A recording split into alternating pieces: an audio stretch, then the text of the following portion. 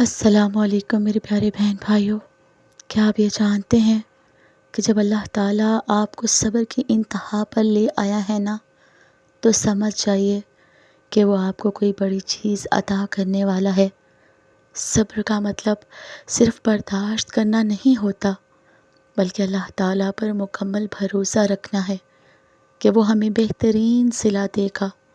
قرآن مجید میں اللہ تعالیٰ فرماتے ہیں، بے شک اللہ تعالیٰ صبر کرنے والوں کے ساتھ ہے۔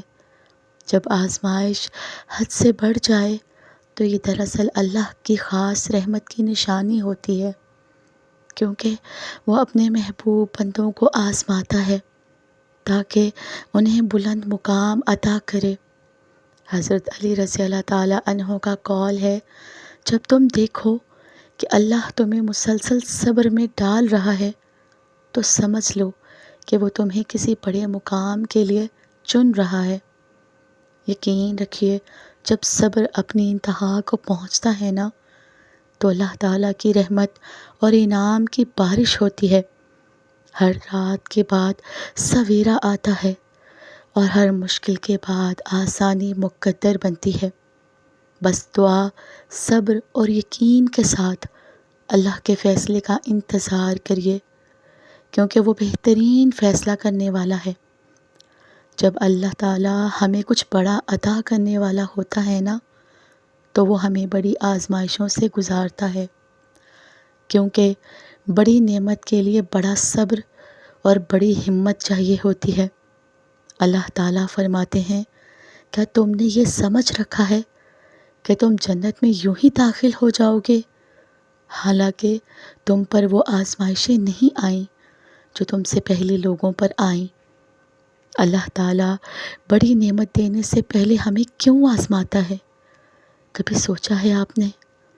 اللہ تعالیٰ دیکھتا ہے کہ ہم مشکلات میں بھی اس پر بھروسہ رکھتے ہیں یا نہیں۔ بڑی کامیابی انہی کو ملتی ہے جو مشکلات کا سامنا کر کے آگے بڑھتے ہیں۔ بعض اوقات آزمائشیں ہمارے دل کو نرم کرتی ہیں اور اللہ تعالیٰ کے قریب لے جاتی ہیں۔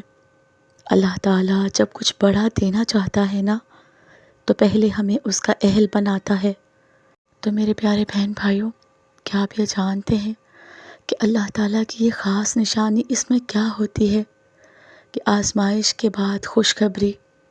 اللہ تعالیٰ نے قرآن مجید میں فرمایا، بے شک ہر مشکل کے ساتھ آسانی ہے۔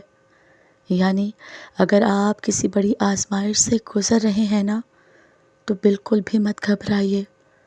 یہ اس بات کی علامت ہے کہ اللہ تعالیٰ آپ کو کچھ بڑا دینے والا ہے۔